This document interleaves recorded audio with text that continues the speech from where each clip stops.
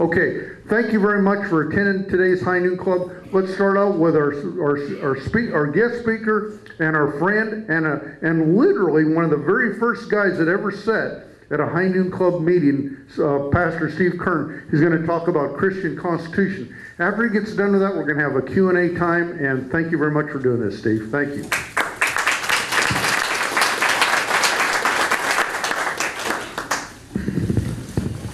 Thank you, Bob. It's good to have the opportunity to come and share something that's very near and dear to my heart. The fact that this nation was established as a Christian nation. That's going to be very important for us to understand. Before we get into that, I want to just give you a couple of updates.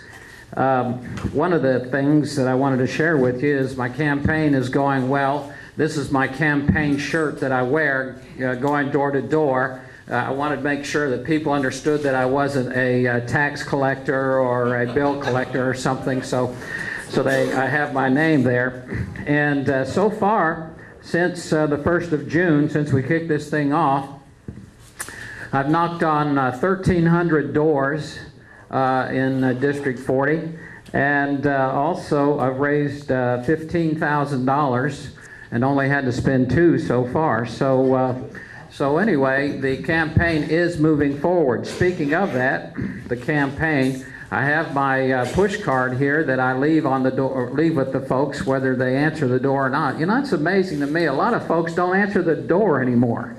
I've had them come and look out the window and see me standing there, and they still don't answer the door. But anyway, I don't know what that says about me. But anyway, on the front of this, you have my website and also my Facebook page that you can go and read some of the things that I'm entering there. And there's a letter in there that I wrote, and there's several other things of information for you about our campaign. So I've got some of those here if you'd like.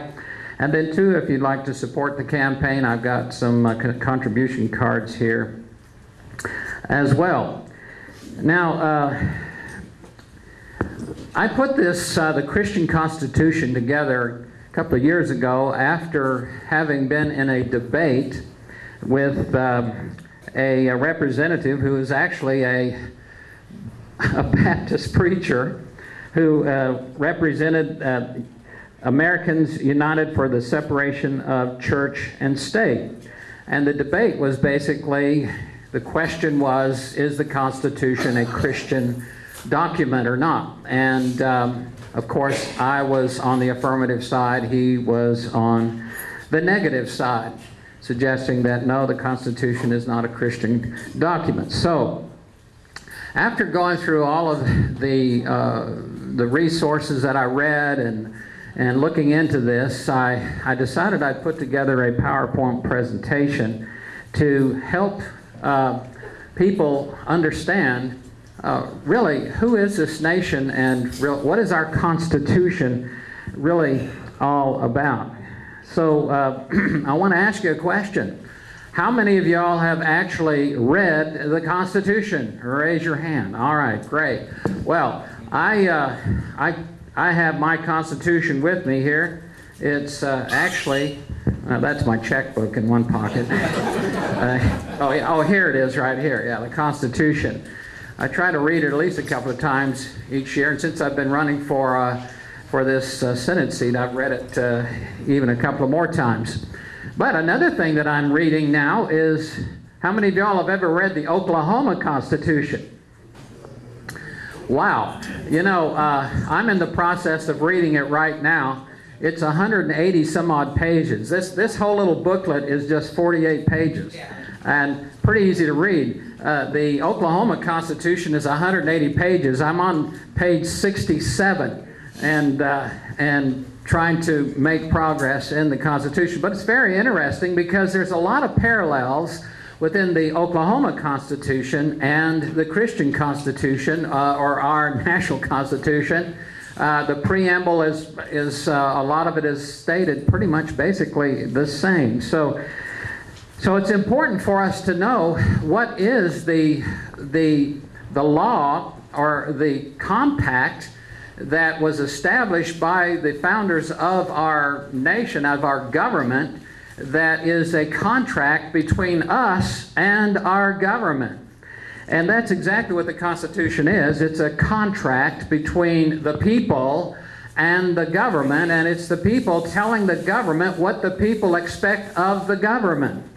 That's what the Constitution is really all about. Now, why is it important for us to understand that the Constitution is a Christian document?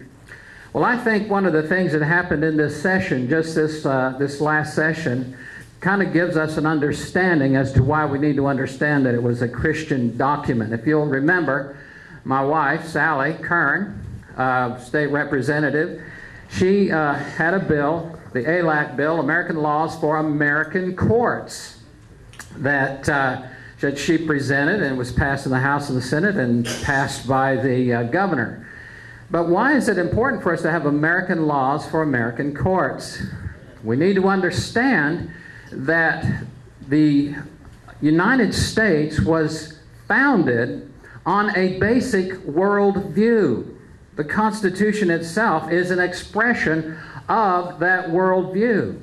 And our founding fathers intended for our Constitution and our laws to be rooted and grounded in that worldview.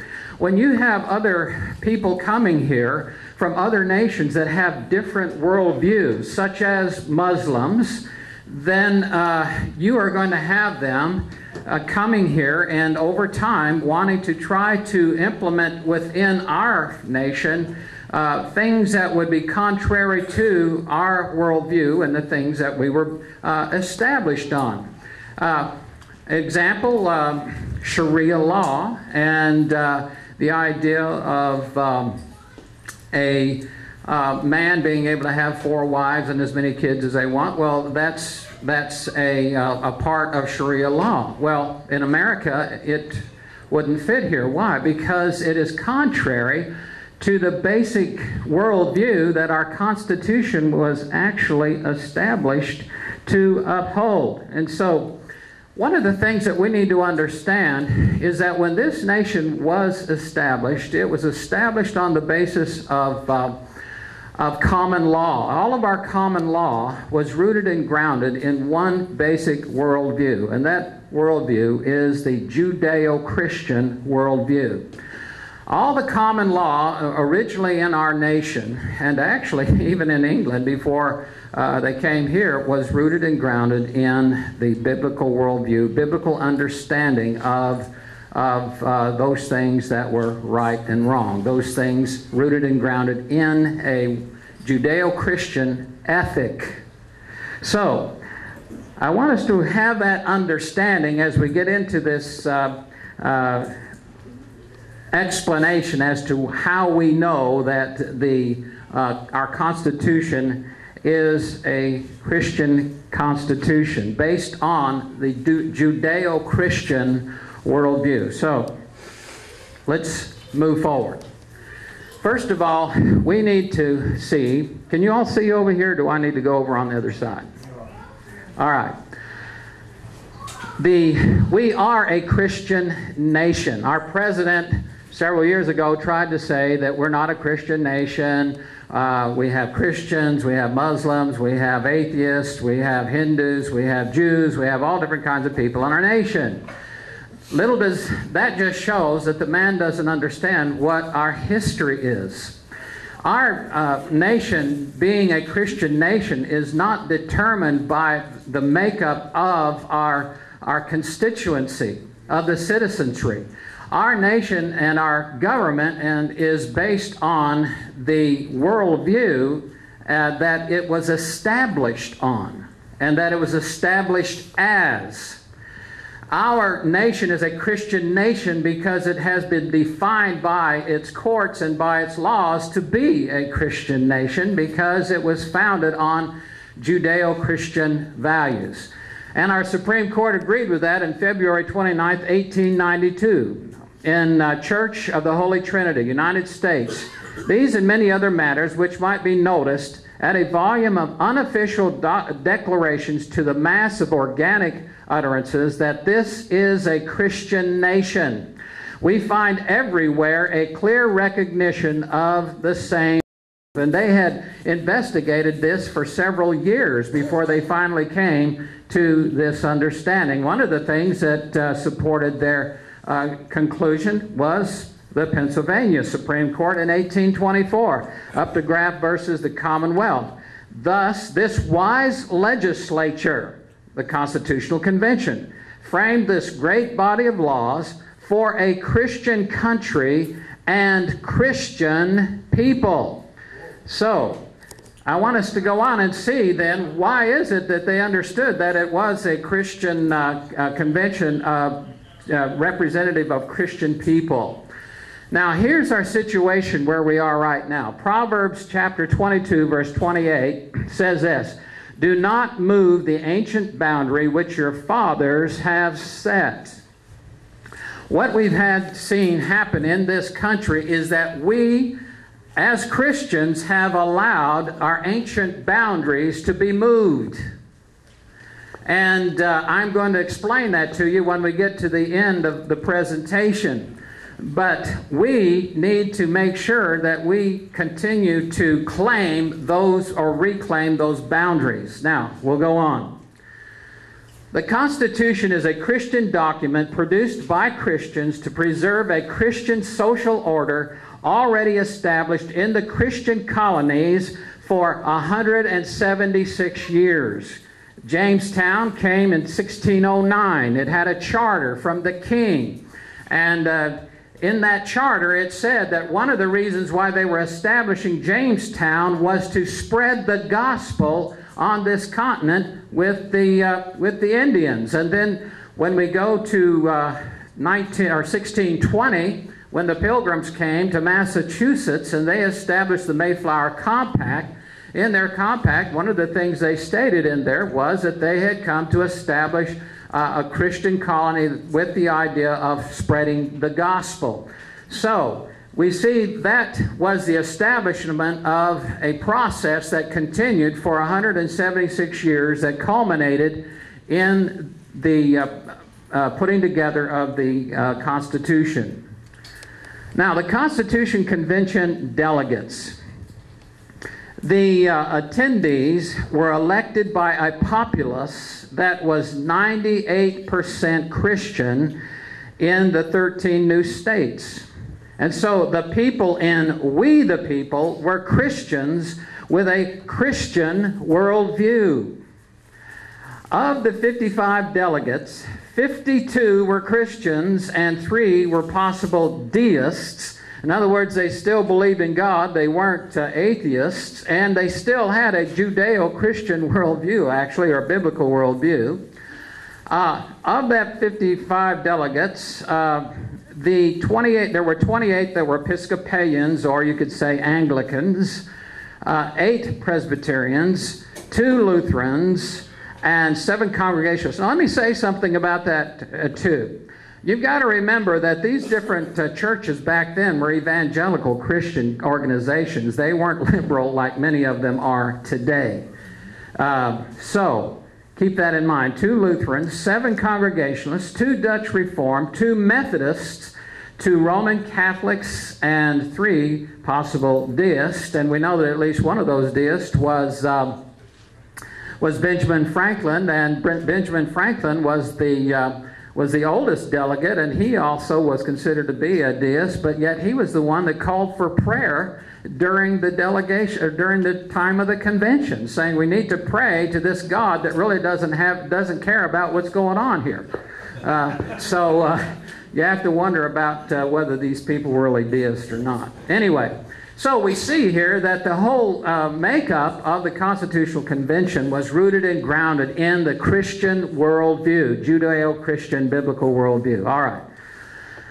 Now, the Constitution is based on the concept of a social contract.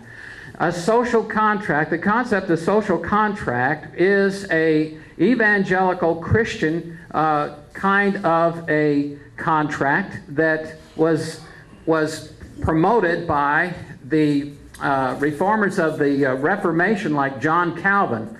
John Calvin, in his Calvin Institute, said, if they, political authorities, command anything against him, God, let it go unesteemed. And here, let us not be concerned about all the dignity which the magistrate possesses. In other words, what he's saying here, the government's got a contract with the people. If that government is, or the king is not living up to the contract, then the people are not responsible to show any respect to the leadership of that king. The French Calvinist Venetia, there is ever and in all places a mutual and reciprocal obligation between the people and the prince. If the prince fail in his purpose, the people are exempt from obedience. The contract is made void, the rights of obligation of no force. Now, where have you read that very statement explained anywhere? The Declaration of Independence. Where did they get the concepts in the Declaration of Independence?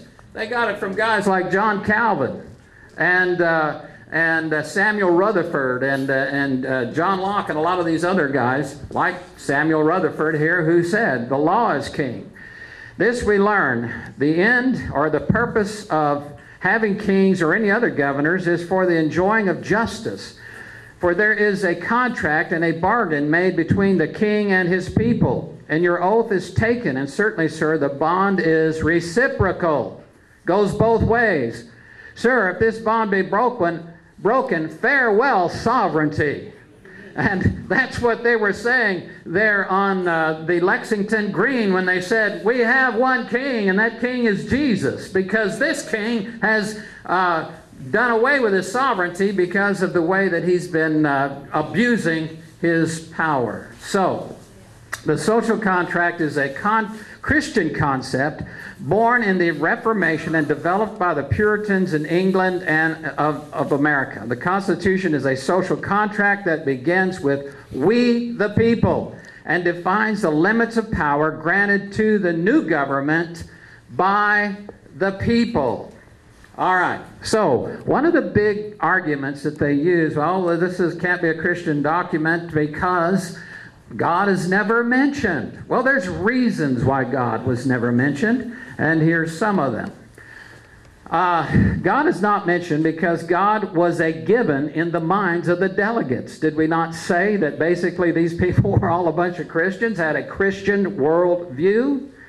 And secondly, religion was understood to be a state issue, not to be infringed on by the federal government. We'll be seeing that more later, because they had the understanding of states' rights in the area of freedom of religion. Number 3, all 13 states were Christian with different denominations. You remember the list that we gave there? There were Episcopalians, there were Catholics, there were Methodists, there were Congregationalists. The delegates were determined to stay neutral in order not to sound prejudiced to any one denomination. Why? Because when they wanted to get this thing ratified, they had to have all of these different states with different churches in their states being willing to ratify it. So they didn't want to have that as a part of or creating controversy. Now, another thing that they try to do when they try to say that the Constitution is not a Christian document is they want to separate the Declaration of Independence from the Constitution. And they say that one is, this document's separate from the other, they don't have any connection. And why do they do that? Because you see, the Declaration of Independence actually establishes the authority for the Constitution. When it mentions things like the Declaration established the nation as one founded according to the principles of freedom granted by Creator God, in paragraph 2, where it says, we hold these truths to be self-evident, that all men are created equal and endowed by their Creator with certain unalienable rights, that among these are life, liberty, and the pursuit of happiness, that to secure these rights, governments are instituted among men, deriving their just powers from the consent of the governed. That whenever any form of government becomes destructive of these ends, it is the right of the people. Where do the rights of the people come from? From God. The rights of the people to alter or abolish it and to institute new government, laying its foundation on such principles and organizing its powers in such form. Where do the principles come from? They come from their Judeo-Christian worldview, organizing powers in such form as to them shall seem to them most likely to affect their safety and their happiness. And so the Declaration of Independence established the fact that our country was rooted and grounded in understanding that our rights and that we are a nation that's governed by Creator God. Now, the Constitution, then, we see, is a continuation of the Declaration and fully depends on the Declaration to state the national commitment to God. John Quincy Adams once stated, "The virtue which has been infused into the Constitution of the United States was no other than the concretion of those abstract principles which had been first proclaimed in the Declaration of Independence. This was the platform upon which the Constitution of the United States had been erected. Its virtues, its republican character, consisted in its conformity to the principles proclaimed in the Declaration of Independence." Who was John Quincy Adams? His father was John Adams. John Adams was one of the writers of the Declaration of Independence, along with Thomas Jefferson. And of course, obviously, he explained this to his son, John Quincy Adams. Well, the United States Supreme Court said the very same thing. The U.S. Supreme Court confirmed in 1897 the connection of the two documents. The latter, the Constitution, is but the body and the letter of which the former, the Declaration of Independence, is the thought and the spirit. And it is always safe to read the letter of the Constitution in the spirit of the Declaration of Independence. What is the spirit of the Declaration of Independence? Our rights come from God, based on the Judeo-Christian worldview. Now, the Declaration is a stated purpose. The Constitution is a stated practice. The Declaration is the mission statement. The Constitution is the operation manual. The Declaration is the birth certificate. The Constitution is the birthright. So then we can go on and say, "We the people," that introduces the Constitution, is a direct continuation of the Declaration of Independence theme in the first and second paragraphs discussing the people's rights. Remember, the Constitution preamble begins with what? We the people. Well, what has already been stated in the Declaration of Independence? Paragraph 1 says, "When in the course of human events it becomes necessary for one people to dissolve the political bonds." In paragraph 2 says that whenever any form of government becomes destructive of these ends, it is the right of the people to alter or abolish it and institute new government. Folks, we're almost there. We'll go on. The Constitution is that new government we the people instituted. All right? So, Benjamin Franklin Morris was a historian. He was also a pastor back during the pre-Civil War period of time. And he wrote The Christian Life and Character of the Civil Institutions of the United States. And he talks about the preamble here, and he says, "These fundamental objects of the Constitution are in perfect harmony with the revealed objects of the Christian religion." All these words are mentioned in the preamble. Union, justice, peace, the general welfare, and the blessings of civil and religious liberty are the objects of Christianity, and always secured under its practical, beneficent reign. Well, in the Constitution, the original Constitution, you're going to find that certain words in that preamble are capitalized. They are capitalized. They are specific words, deliberately capitalized in the preamble, because they are seen as results from flowing from God's principles. Benjamin Franklin Morris listed them in the above quote. Union, oneness, unity. Where does that come from? It comes from God. Justice. God is a God of justice. Tranquility, peace. Jesus himself said, peace I give to you, not as the world gives, give I unto you. Welfare. Now, you know, Thomas Jefferson said one time, if you're going to do any kind of interpreting of the Constitution, go back to the original meaning, okay? We need to do that with this word, welfare. That wasn't entitlements that they were talking about there. They were talking about the general protection of the individuals so that they could pursue their happiness. That's all that really meant. It's really talking about police and the protection from domestic or foreign enemies. Welfare, blessings of liberty. Blessings. Where do blessings come from? They come from God. Freedom, blessings of liberty, and the liberty that comes from God.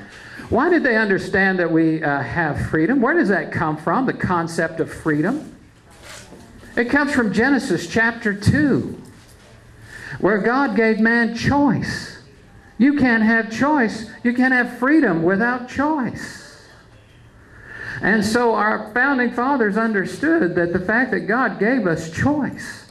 Now, he wanted us to live a free life, but he realized that if we were going to have a relationship with him that was going to be a relationship that's going to be free and rooted and grounded in love and trust and those kinds of things, he had to give us choice.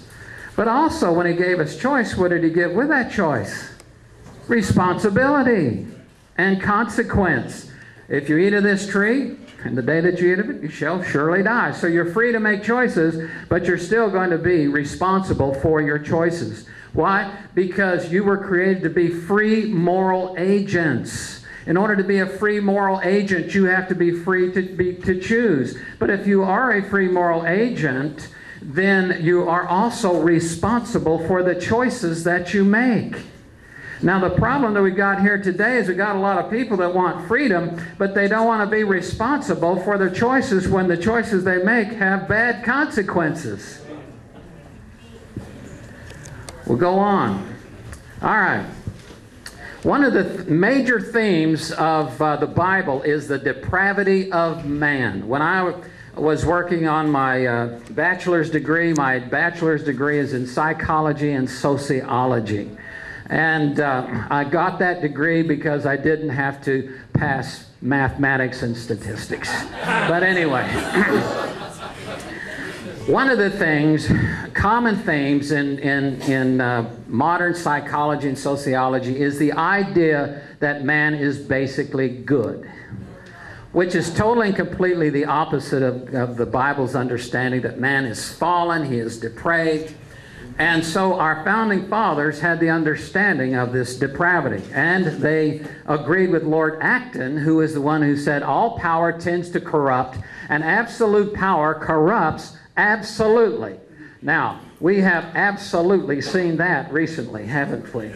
So, anyway, Jeremiah 17:9.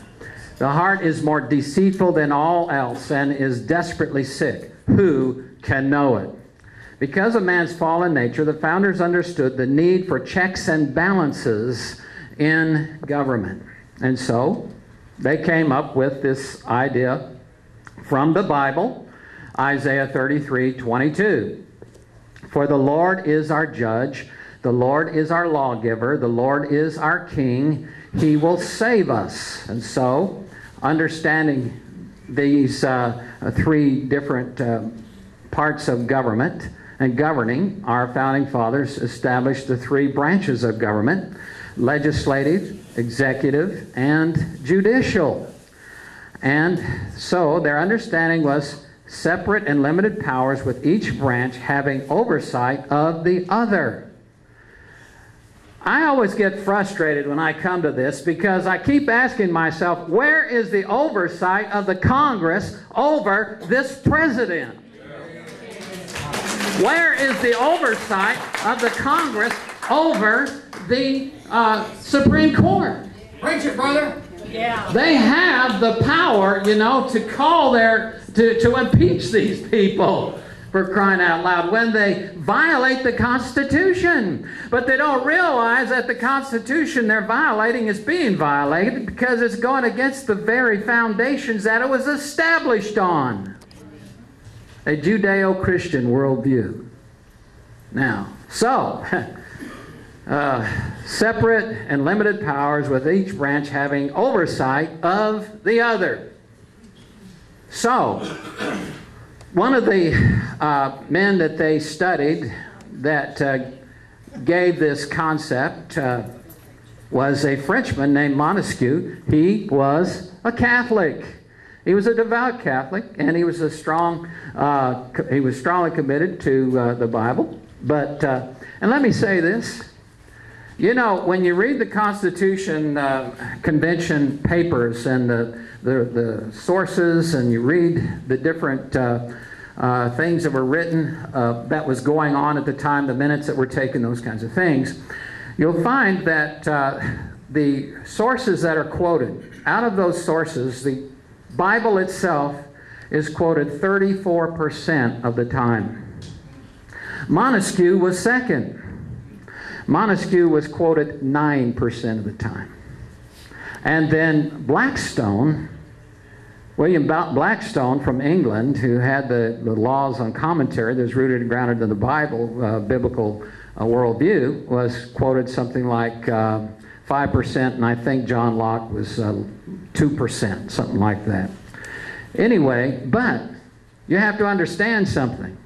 When they were quoting those men were quoting the Bible and getting the principles and the understanding of those principles from the Bible. That was their authority.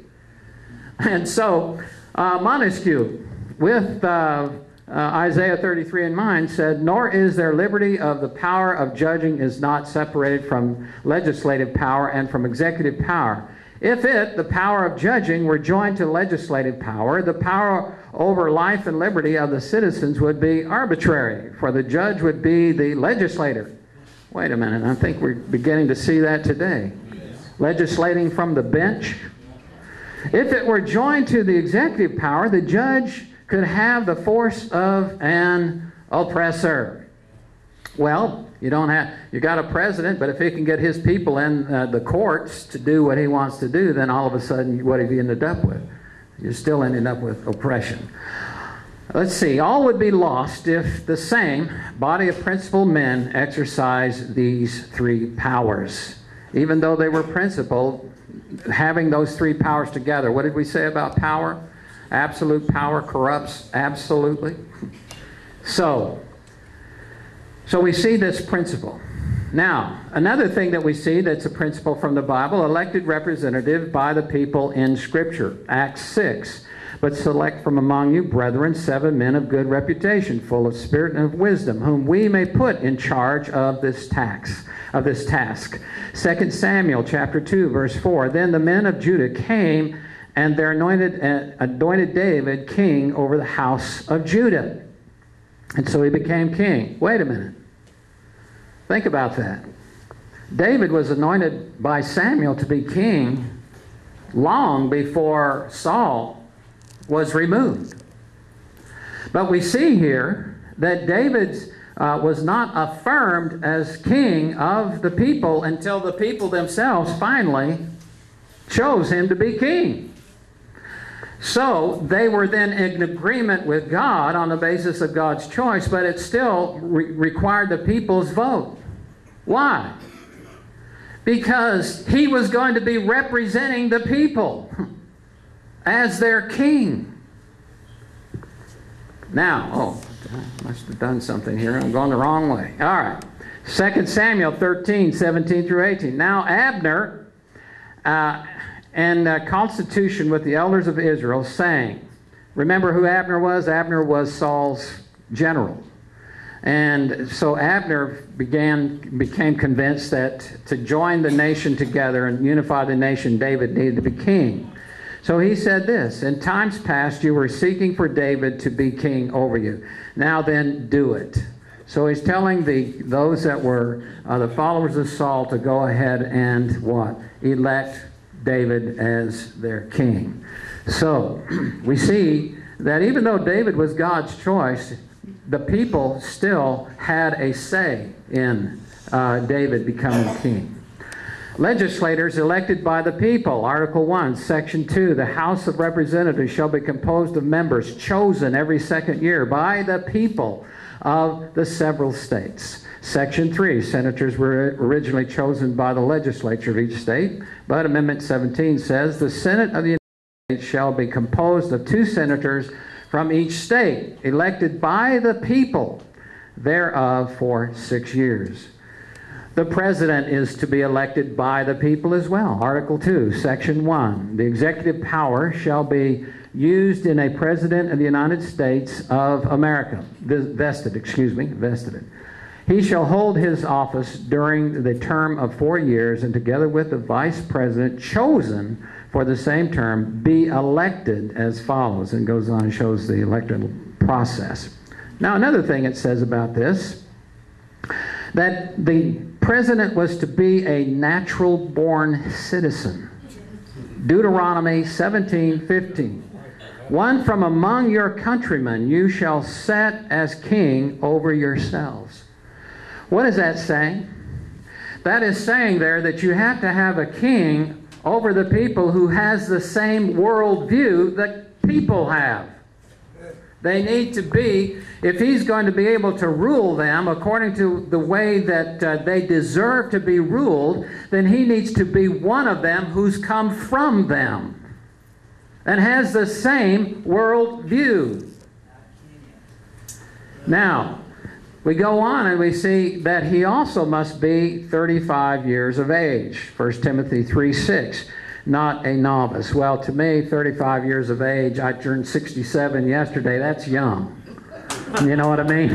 Of course, back then, I mean, what was the medium lifespan? About 40, 45, something like that. So, anyway.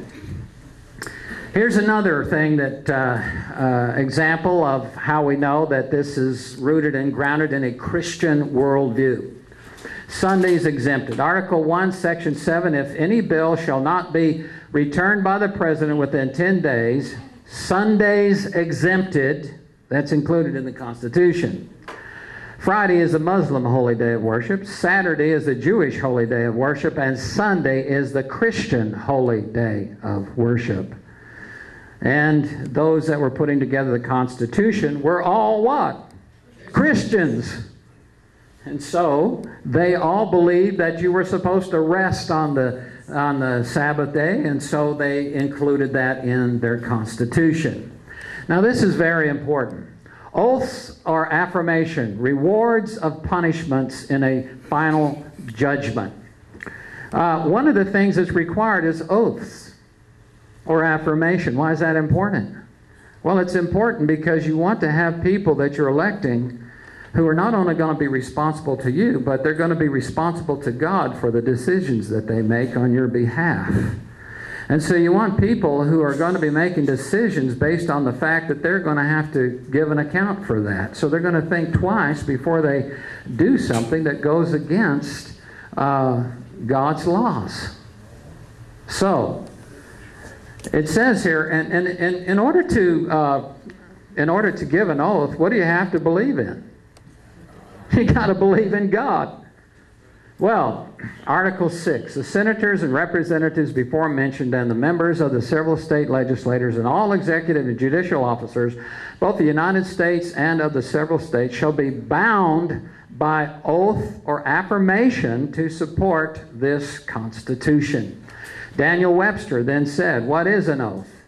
It is founded on a degree of consciousness that there is a power above us that will reward our virtues or punish our vices.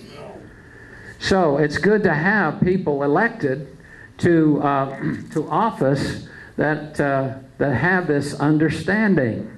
It's kind of like An atheist coming to the door, you're knocking on the door and you say, well, you know, I'm Steve Kern, I'm running for office. And he says, I can't vote for you. Why not? Well, I'm an atheist and you believe in God. And so what I would ask him is basically this: okay, do you want someone representing you who basically doesn't believe in God and because he doesn't believe in God, doesn't believe that he's going to have to give an answer to anybody about the things that he do?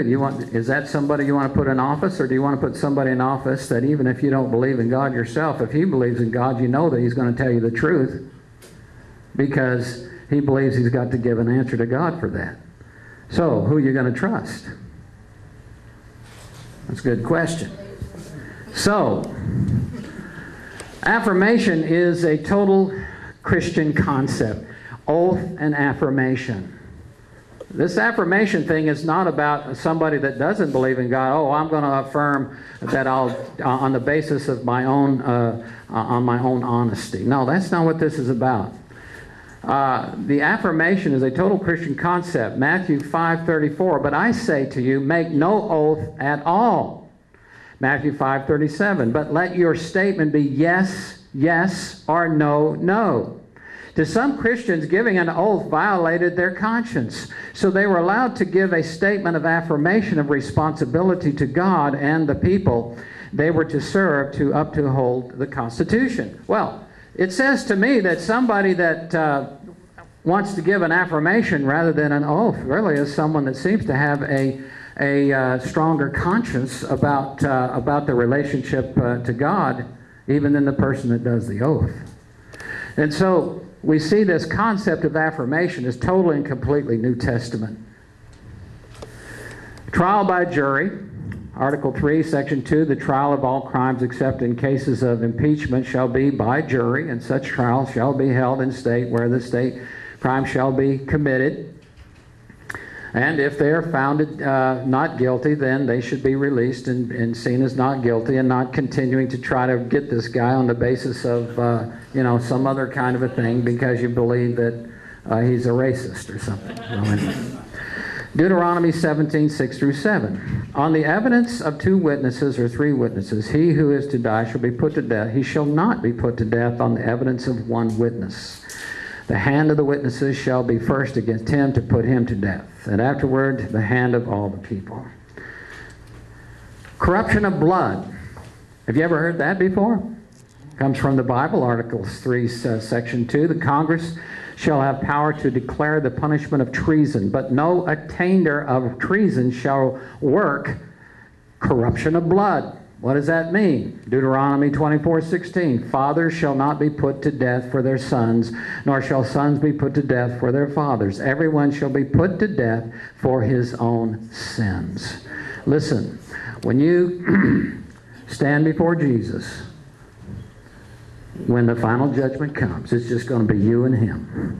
And you're going to just have to give an account for your life.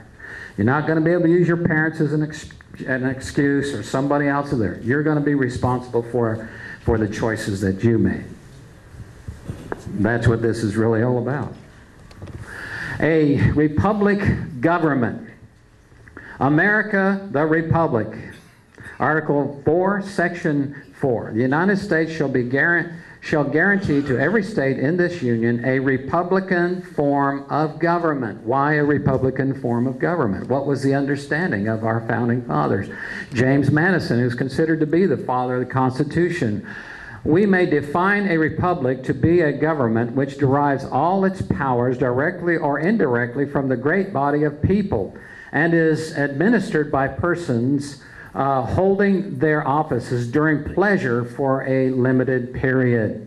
Okay, now during pleasure. I mean, what's that talking about? Going out and have dinner? No. During the pleasure of what or who? The people. If the people don't have pleasure you being in office, they have the right to remove you. Noah Webster said this: our citizens should early understand that the genuine source of correct Republican principles is the Bible, particularly the New Testament or the Christian religion. David Barton, who will be speaking tonight, and I'll have the opportunity to introduce him. David Barton in the American Republic The principles which did not change and which were certain and universal in their operation upon all the members of the community were principles of biblical natural laws. He's quoting there Benjamin Rush, one of our founding fathers. Another principle we find in the Constitution, it's a biblical principle, Article 6, all debts contracted and engagements entered into before the adoption of this Constitution shall be as valid against the United States under this Constitution as under the Confederation. Romans 13:8, owe nothing to anyone except to love one another, for he who loves his neighbor has fulfilled the law. And so they were under the Articles of Confederation, but now they're establishing a new government. Well, what are they saying? Well, we still are going to pay the French for the Revolutionary War, what we owe them. We're going to pay all these other debts that we owe to those who we've had to borrow from in order to do our governance. No, and no religious test. Now, this is something that those who try to say it's not a Christian constitution, they say this is, look here, it says here that there shall be no religious test by the Constitution, suggesting then that anybody can serve and they don't have to be a Christian or not, they can be anything they want to be and still hold office. Well, Article 6. But no religious test shall ever be required as a qualification to any office or public trust under the United States. James Madison said this: the civil rights of none shall be abridged on the account of belief or worship, nor shall any national religion be established. Did you see that underlined? National religion. Okay? In other words, there's not going to be a religious test that you have to belong to the national church in order to be able to serve in the national government. All right, now, Joseph Story wrote this: the whole power over the subject of religion, and Joseph Story was a member of the Supreme Court, the whole power over the subject of religion is left exclusively to the state governments to be acted upon according to their own sense of justice and state constitutions. And so what are they saying here? The reason why there is no religious test to be elected to the national offices was because they had to pass the religious tests in the states. And they understood that the states were not going to pass people. Have you read any of the constitutions of the states at that time? In order to hold any office in the states at that time, you had to be a member of a church. So, they just left it to the states. So, finally, the year of our Lord, of the states, Article 7, of the states present, the 7th day of September, in the year of our Lord, 1787. The year of our Lord is a recognition of the Christian calendar done in convention by the unanimous consent, but also states an understanding of the sovereignty of Christ over their deliberations in his process of time. In other words, they're saying, in the year of our Lord, this is our Lord year, and we lived in this year, and basically he has been Lord over the whole thing. They're acknowledging his lordship there. All right, now. So, the Bill of Rights then, the first 10 amendments added to the Constitution to further define the limits of power granted the federal government. Limited government is a Christian concept based on individual freedom. Our freedom is a gift of God. Every new law passed lessens our freedom and increases government's power, which leads to slavery. Have you ever seen the picture in London where you have some Muslims that are protesting? One of the signs they have there, what does it say? To hell with freedom. Yeah. To hell with freedom. Why? Because they have a worldview that doesn't understand the freedom of choice. You know, if you choose not to be a Muslim, what happens? They cut your head off. If you're a Christian, if you're not a Christian, but a Christian tries to lead you to Jesus, does he cut your head off if you say no? No. Why? Because we respect your right to choose. Your freedom to choose. Well, Samuel Adams, the right to freedom being the gift of God Almighty. is not in the power of man to alienate this gift and voluntarily become a slave. What is Samuel Adams saying there? God has given us freedom as a gift. We are responsible to protect it and not give it up. To do so is to disobey God and to not be, what's the word I'm trying to think of here? Have a sense of thanksgiving for the freedom that we have. We have a responsibility to protect our freedom given to us by God as a free gift. Now, why we are where we are now, the dialectic process is why. That's been going on ever since the establishment of our Constitution. And you know the process, you've heard it: thesis, antithesis, antithesis, and synthesis. What is it? Well, we had a thesis. Our Constitution and the establishment of our government as a Judeo-Christian based government, national government based on Judeo-Christian ethic and values, all right, which included a Christian worldview, absolutes with absolute truths. I read the other day where a lady called in to Glenn Beck the other day and said, "Oh, there are no absolutes." Well, just ask the question, well, do you believe that to be an absolute? A Christian worldview, there are absolutes. There are ethics. What are ethics? Ethics are boundaries that are set by what? The absolutes. Where do the absolutes come from? They come from a sovereign God. Do you know that some of our schools in the East now don't teach ethics? Why?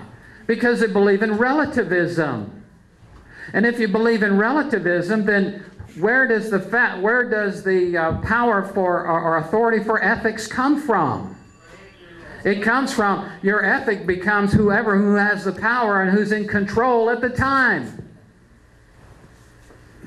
But when our Constitution was established, the Judeo-Christian worldview was our ethic. Personal responsibility, private property, free markets, people power, the power is in the people, all these things coming from our worldview. All right, but you had these folks who have this concept of antithesis, who didn't like this kind of stuff, and who created the concepts of modernism and secular humanism. There were those who were already pushing the idea of doing away with absolutes and all this kind of thing. And then Darwin came along with his evolution, and they embraced that. People like Marx and Hegel and all these kinds of guys. And so then the concept of relativism began to take root. Why? Because if evolution is true and everything is just evolving, then that would hold true in their understanding that basically, why do you need God? And so then if there is no God, there's no absolutes. If there's no absolutes, then everything basically becomes relative. And to the point now to where we are with postmodernism, where they're now saying, well, there may be truth, but nobody can know it. Well, relativism, situational ethics, generalized power. So then, what's happened? Well, the synthesis. Tolerance has become the norm. Libertarianism and social justice as where we have come to, okay, well, tolerance. What do we mean by tolerance? Well, it used to be our founding fathers were tolerant. They said, okay, we're going to let Jews come to the United States. We're going to let Hindus come. We're going to let Muslims and all those come. Why? Because we know that we have the truth, and we'll tolerate them and we'll let them have their beliefs. But what we're going to do is we're going to try to win them to Jesus. But we'll tolerate them, and we understand that they're made in the image of God, and so they have freedom to choose or not to choose themselves. So we'll tolerate them. Well, all of a sudden, though, this whole idea of pluralism and how that we have to, all the different gods, you know, of ways to God are the same God and all this kind of stuff. That's been the result of this antithesis kind of thinking going on. Now tolerance is about, okay, I tolerate all religions. In other words, I respect their religion just as much as I respect mine, and they are just as much involved with God as I am. It's the same God. You know, well, Jesus said, I'm the way, the truth, and the life. No man comes to the Father but through me. What do we know about truth? Truth doesn't contradict itself. If you have Jesus saying certain things and you have other religions out there that are saying the opposite of it, then one can be true, the other is true, but they both can't be true. And so, but where are we today? Because of all this mess here, now we've got this tolerance here that anyone that believes that truth is absolute and that absolute is rooted and grounded in God, what are we now? Bigoted, closed-minded, divisive, judgmental, hateful, and then this concept of libertarianism. Well, if everything is just relative and everybody is free and should be free to do whatever they want to do, whenever they want to do it, wherever they want to do it, and what difference does it make what somebody does in their own bedroom? How does that hurt anybody else? All this kind of thinking. Well, they ought to be free to do that. So let's let them smoke pot if they want. So we'll pass laws to let them smoke pot, even if it could be detrimental to the social order of things. Well, if they want to get married, well, who are we to say that that's right or wrong?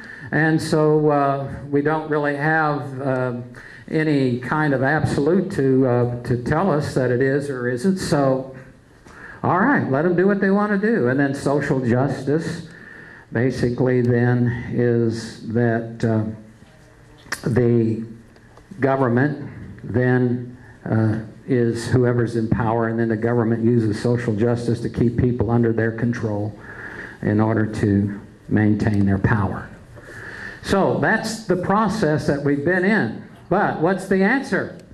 We don't need any more change. What we need is a fix-it, and the fix-it is this. We need restoration. And what is the restoration that we need? We need to be restored back to our founding Judeo-Christian worldview. But what's the problem? We have a whole generation of kids, 2 or 3 generations now, that have been growing up in public schools that won't even allow them to talk about God, which is the foundation of our whole constitutional authority. And so, we need to claim our right to the original thesis established by the founders, the Judeo-Christian worldview. And the only way we're going to start doing that now, people, is through private schools, through homeschooling, and through teachers who go into the public schools and are willing to teach this kind of stuff, and parents going to boards, their school boards, and saying, we want this in our school, and start saying, get the federal government out of our schools.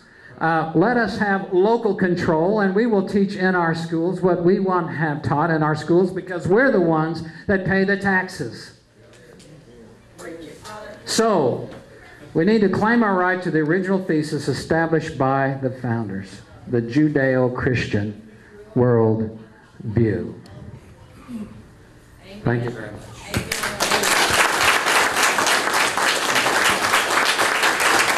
Somebody get the light there for us. Just an outstanding job. Thank you very much for doing that. Are you going to have any questions? Yeah, we're going to have a little Q&A. So anybody's got a question or whatever, raise your hand.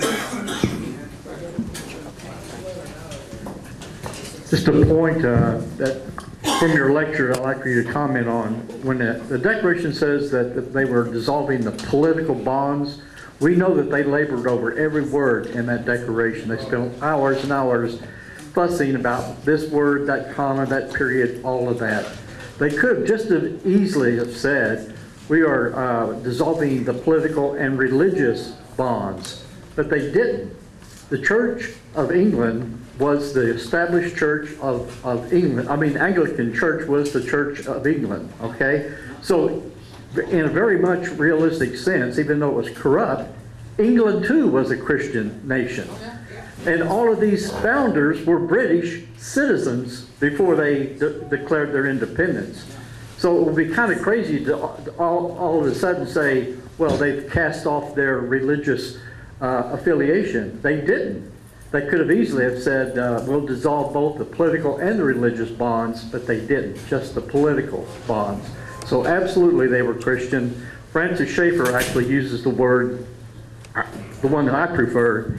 He says that the Constitution was founded on Christian consensus, that is an indisputable fact. You can maybe argue with the worldviews of these other things, but you cannot argue with demographics, that the United States was founded on a Christian consensus. That's the word that Francis Schaeffer uses, a theologian. Let me say something about that too, Paul. I'm not asking for anything that isn't already happening everywhere in the world. If you go to Saudi Arabia, what do you have to do? You have to live under Sharia law, whether you agree with the Quran or not. You go anywhere in the world, you go to Russia, or you live under their constitutions and stuff, which are not rooted and grounded in a biblical worldview. But yet, that's their country, and that's the authority that they've established there. We have every right in this country to say our laws are going to be rooted and grounded in a Judeo-Christian worldview, because that's what our Constitution was established on. And so that's why we can say that same-sex marriage is unconstitutional. Why? Because it goes against the very worldview that we established our Constitution on in the first place. Next question. Steve, thank you very much for your presentation. I, as a lawyer, and I know some of our speakers have mentioned the Supreme Court case of Holy Trinity Church versus U.S., an 1892 case. The Supreme Court held these and many other matters which might be noticed add a volume of unofficial declarations to the mass of organic utterances that this is a Christian nation. That's right. What do you think the Supreme Court would rule today if they had the same case before them? Interesting. Yeah, well, the problem with that is, is you had a Supreme Court at that time that was still made up of people who basically had a Judeo-Christian worldview and who were not products of revisionist history. But that's what we have today, though, is you have people that are products of revisionist history, those who bought into the antithesis arguments, who now are taking over the control of things. And that's what we have in the White House right now. We have a president that basically is a postmodernist. He is committed to the antithesis kind of understanding of reality. And so obviously I believe that it probably would go like everything else does, 5-4, probably against the idea of us being a Christian nation, just on the basis of the difference between the worldview understanding of the Constitution. Question. Hey, I'm Travis. Thank you, Steve, for an excellent presentation. I appreciate it. Yeah. I see it's being videoed. Are we going to have opportunity to have access to a copy of the video of this? That's why we're videoing. Well, good. I appreciate that. Okay. You know, I might add, that is still one of the issues. That is one of the ideas of the webpage also. Anytime we have guest speakers like that, we'll record things or whatever, we'll be able to drive people to that website, and you'll be able to see the presentation. So hopefully after we get all done here today, we'll get that and put that thing on there. Now there's one additional thing that I might add also regarding our webmaster. He's a little bit inexperienced, and but he tries his very best. Who is that? We don't want to mention his name. I'm Woody. Thank you, Steve. This is a great presentation. I'm going to call it the Judeo-Christian worldview, the biblical worldview. Well, that's, yeah. Because, okay. Now, since God created man, and I'm trying to get this right, and he's revealed everything that's in the Bible to us, would it not be safe to say that our system of government works best because it is a Christian worldview, biblical worldview, and we were made by our Creator for that to be the plan for us how to live? The Bible is the blueprint, let's call it, and we the people are the product of that blueprint. Yeah. We were made to work that way. Right. It works best that way. Yeah. To me, the greatest argument against homosexuality is in Genesis 1:1. You have God creating or establishing a standard. Okay? And what is that standard? He creates a man and he creates a woman. Okay? And then he declares that actually it's the man and the woman that is the direct expression of the image of God. Them together in relationship. That is the standard that is established. Then when you have in the rest of the Bible, when it talks about other things that go against the standard, basically are called abominations. Why? Because they are blasphemous in their relationship to expressing the true image of God, you see. And so you have the argument there in Genesis 1:26 that basically God made man in his image, a man and a woman. And so that's the standard. And that's the reason why we in America have always held to monogamous marriage, because that's a part of our worldview. Question. Christ in the church. Question. My name's Lewis. Yes, sir. We all know that when our founders signed the Declaration of Independence, they created treason. So what's going to keep us from creating treason if we want to try to change the way that things are now? There is going to be no way that I can see, because of the ruling class that is in Washington, D.C. right now. It might be treason in the mind of those who have the power, okay? But it's not treason in the fact that the power belongs to the people. And so when the people determine that it's time to change the government because the government has basically nullified their contract with the people, then the people have the right to remove the government, and that's not treason. That's establishing the responsibility that we have to protect our freedoms. You know, I think that also, that debate literally came effect during and really literally after the Civil War, because the South, there was that big check and balance, and then Abraham Lincoln was so afraid of that one issue that was he going to brand the Southerners as the Confederates as treasonous to the Constitution. So again, that's literally been quite, and he was very afraid of that. We know that. And so anyway, next question. I'm Don. Hey, Don. It's a great presentation, Steve. Thank you. Just wanted to mention that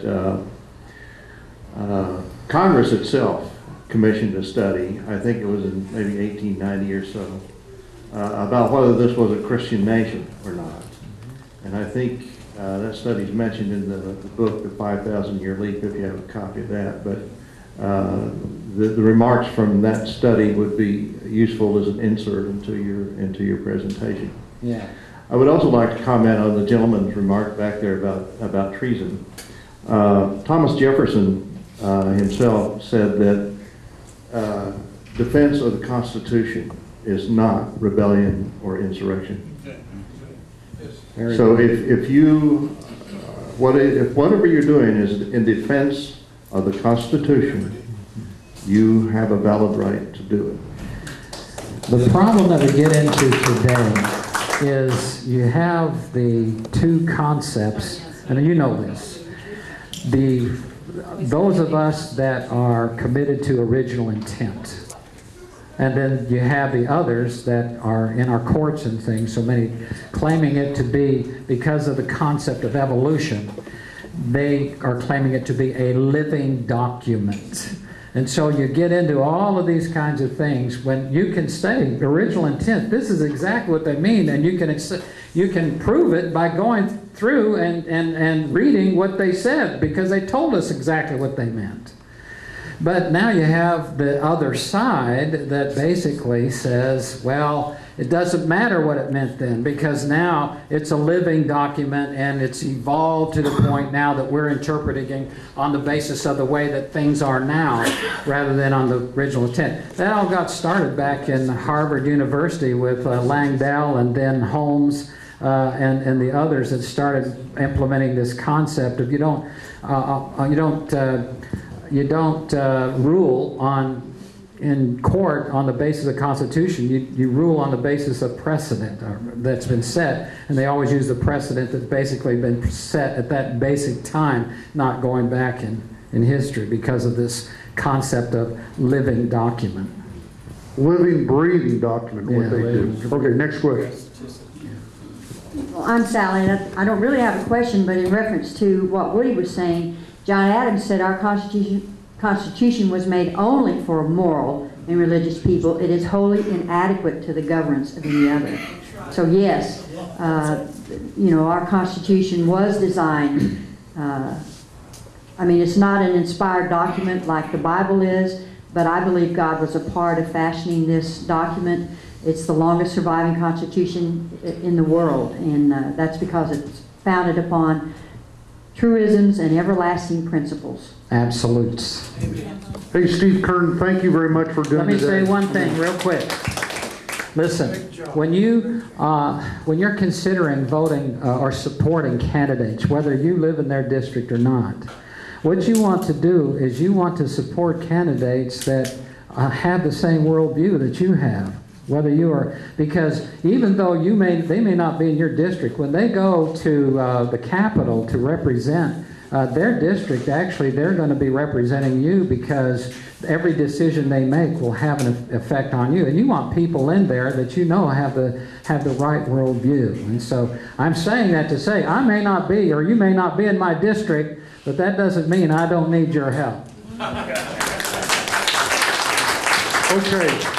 Well, time's up. One additional thing I want you to think about today, after today's discussion on the Constitution, the biblical Constitution, is literally out of Vermont last year or the year before. I can't remember which year it was, but I think it was the last legislative year, not this one, but the one in 12 in the state of Vermont. They came up with the concept of an idea, and I'm going to talk to our legislators a little bit, because I want our people to also understand this thought process. They came up with the idea, and literally it was a liberal idea, but it is an idea of a constitutional item, that they wanted their state constitution, and they wanted the federal constitution to identify these one select group of people. When we were looking at these different articles 1 and section 2 or whatever, it's always about we the people, or the people, right? People.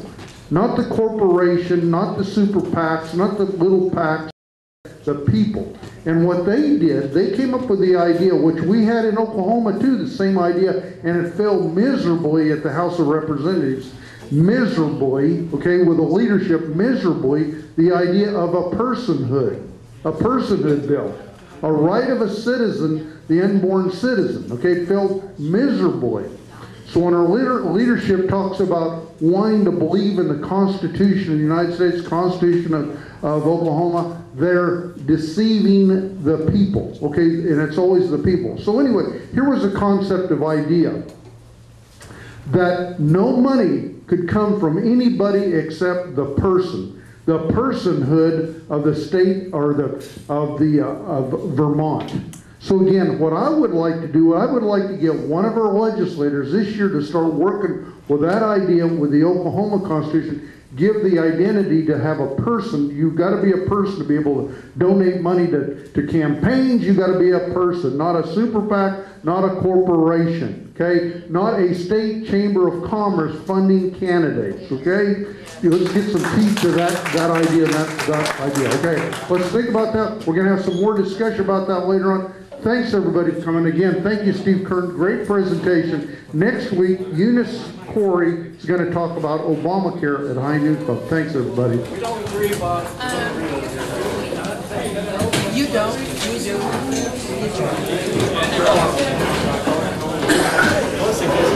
It's